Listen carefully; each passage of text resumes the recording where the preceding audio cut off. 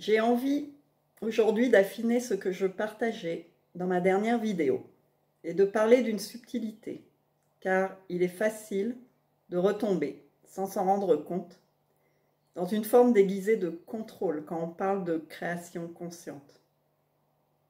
On entend souvent qu'il faut poser des intentions claires pour manifester ce qu'on veut. Ok, mais je crois que l'intention personnelle est en fait une des choses qui peut bloquer la manifestation fluide quand elle est interprétée de façon erronée. Que vouloir obtenir quelque chose personnellement crée plus de résistance que de résultats. Aujourd'hui, on va explorer comment manifester sans tomber dans la dérive d'une intention personnelle qui contraint ou qui restreint. Ou dit autrement, comment laisser naître la création depuis un endroit beaucoup plus vaste que notre petit vouloir. Quand je parle de manifester sans intention personnelle, il ne s'agit pas de renier tout désir, ni de devenir indifférent à ce qui se passe dans notre vie, de laisser l'univers décider pour moi, ce qui serait encore une forme de séparation, mais de simplement d'abord se connecter à ce qui en nous sait, n'a même pas besoin de réfléchir à c'est quoi mon intention. C'est au contraire reconnaître que l'élan de création ne vient pas d'un mental qui cherche à combler un manque, d'une part de nous qui a peur et veut se rassurer, ou de tout autre aspect de l'identité douloureuse, mais d'un mouvement vivant, spontané, naturel, relié à notre essence. La plupart du temps, poser une intention, c'est encore une manière pour le mental de tenter de reprendre les commandes. Je veux ça, je décide que ça doit être comme ça. Et même si c'est sincère, derrière, souvent, il y a une peur. Peur que la vie n'offre pas ce qu'il faut. Peur de manquer. Peur de ne pas y arriver. Et quand on manifeste depuis la peur est ce qui est nourri. Et ça crée juste une dualité supplémentaire. On crée des distorsions. Ça reste parfois une tentative de contrôle déguisé. Et ça crée de la résistance. Donc, c'est quoi l'intention ? Cet élan est plutôt comme un courant doux et simple qui traverse l'être quand on se situe au-delà de cette identité de peur, de survie et de résistance. Il n'a pas besoin d'être justifié, planifié ou sécurisé, ni même compris. Il est juste là, parce que la vie est mouvement, expansion, expression. Parfois, il peut prendre la forme d'une envie de créer, de partager, de construire quelque chose, ou de faire un truc si banal. Parfois, il peut aussi se traduire par le fait de ne pas bouger, de laisser venir. Mais il est toujours là, subtil, profond, comme un murmure sous les pensées. Qui sait ? Ce qui bloque souvent, c'est l'attente d'un résultat précis, ou la peur que si on suit cet élan sans le contrôler, on n'obtienne pas ce qu'on veut. Donc, une projection d'attente dans le futur. C'est là que l'on quitte la confiance dans le mouvement même de la vie pour revenir dans le mental qui veut garantir quelque chose, qui veut savoir où et comment il va aller dans l'étape d'après. Et surtout, savoir ce que cela va produire, comme s'il pouvait savoir. Un désir impersonnel, c'est quoi? C'est quelque chose qui te traverse sans tension, sans besoin de prouver, de sécuriser, d'obtenir. Pas pour valider ta valeur, pas pour remplir un vide, mais parce que c'est joyeux, juste parce que c'est vivant, juste parce que c'est évident. Comme une fleur qui pousse au printemps. Et puis c'est suivre sans poser la limite que forcément, ça doit tenir dans le temps. Ça peut, mais on sait que ça peut être lâché. Manifester sans le masque de la personnalité, c'est honorer cet élan, sans y superposer une histoire de ce qu'il faudrait que ça donne. Pour cette part qui se croit séparée et qui défend ses intérêts, sans vraiment savoir ce que sont justement ses intérêts. C'est agir quand l'élan est là, avec simplicité, sans s'intéresser à ce qui en résulte.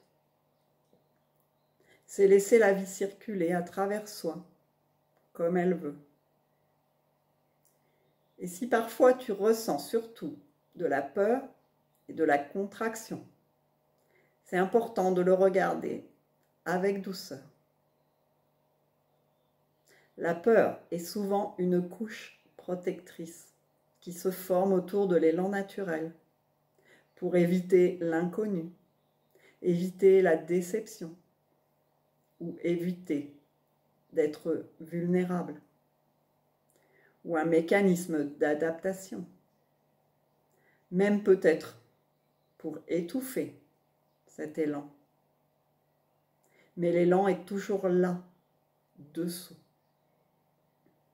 Alors au lieu de croire que la peur ou la tension est ton état naturel, arrête-toi, ressens cela, accueille-les pour ce qu'ils sont et demande-toi, qu'est-ce que cache cette peur? Qu'est-ce qui essaie de naître juste derrière cette peur? Quelle envie simple et vivante est là, maintenant, même si elle semble fragile, même si elle n'a pas de garantie. C'est cela manifesté depuis la présence.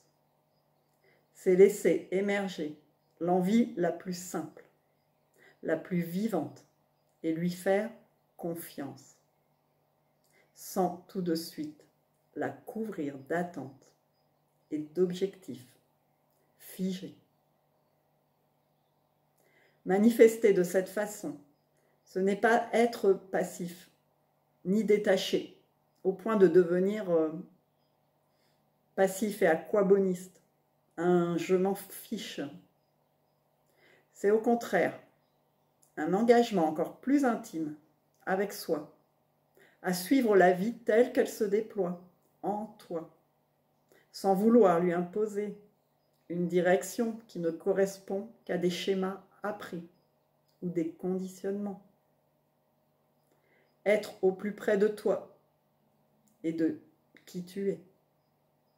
Par exemple, en ce moment, pour moi, c'est comme si je me connecte plus à ce qui en moi est puissant et aime aller jusqu'au bout d'une idée, pas forcément confortable, pour vraiment la déployer à la mesure dont je peux l'imaginer. L'ancienne identité avait plutôt tendance à lâcher l'affaire, à ne pas prendre en compte un élan s'il ne maintenait pas une croyance que ça peut rapporter quelque chose, un but à atteindre. Un peu dans la facilité aussi. Rapporter un gain parce que je ne voyais que le gain. Et je ne voyais pas que le gain, c'est plutôt d'en faire l'expérience. Et puis les peurs qui bloquaient. Je ne suis pas légitime, je ne vais pas être à la hauteur, etc. Et donc, en étant cet élan de vie qui se déploie, je suis amenée à me dépasser dans certains domaines. Par exemple, ne pas avoir peur que ça ne plaise pas. Ou bien continuer de parler, même si j'ai pas beaucoup de retours. Ou d'avoir une discipline de travail. Oui, ça c'est étonnant. Le fait d'être plus à l'écoute de ce qui veut se vivre ici et de laisser faire. C'est comme si déployer ces élans, ça pousse fort et que je suis assidue à des activités pour lesquelles, avant, j'aurais abandonné à la première occasion. Pas par élan, mais pour soulager la part qui avait peur d'échouer. Donc, ça ne veut pas dire de ne rien faire, de laisser tout à volo. Ça dépend. Ça peut être un élan de puissance, en confiance, qui te pousse à aller bien au-delà de ta zone de confort. Car souvent, l'identité souffrante, c'est celle qui nous empêche, qui nous freine, qui ne croit pas que c'est possible et se cache sous des statu quo.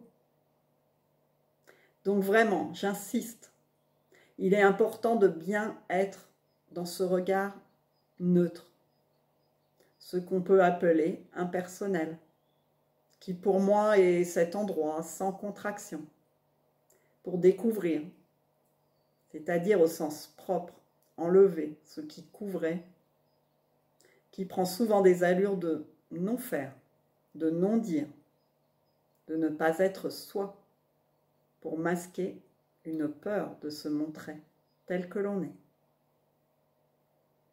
En cela, il est parfois nécessaire d'accompagner cette observation pour se rendre présent à ce qui voile cet élan. En cela, ça réconcilie complètement la non-dualité et la manifestation consciente. Parce que dans cette perspective, il n'y a pas moi qui manifeste séparément de la vie. Il y a juste la vie qui se manifeste en moi. Je suis ce mouvement. Je suis à la fois la création, le créateur et le témoin. Je ne manifeste pas à partir d'une séparation. Je manifeste en tant qu'expression du vivant, sans me perdre dans un résultat à atteindre pour moi. Mais de vivre l'expérience, de voir où ça me mène. Et toi, quel élan subtil là tu pourrais honorer, même s'il n'a pas encore de forme claire, même s'il semble minuscule. Je t'invite à le sentir, à lui laisser de la place et à le suivre. Quel élan naturel aimerais-tu offrir au monde, à toi, aujourd'hui, pour devenir qui tu es?